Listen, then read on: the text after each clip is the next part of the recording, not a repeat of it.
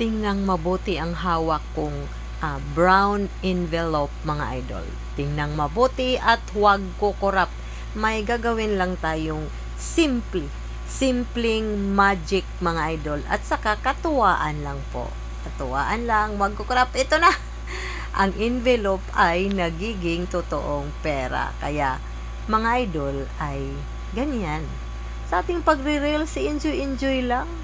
Oo, wag masyadong seryosohin na minsan ay nai-stress ang iba dahil sa walang content. Gagawa tayo ng kahit anong magic. Oo, at saka nagpapasalamat po ako sa inyong lahat, mga idol, sa patuloy na panunood ng aking video, sa pag-like, comment at share. Maraming salamat at mag-ingat tayo, mga idol.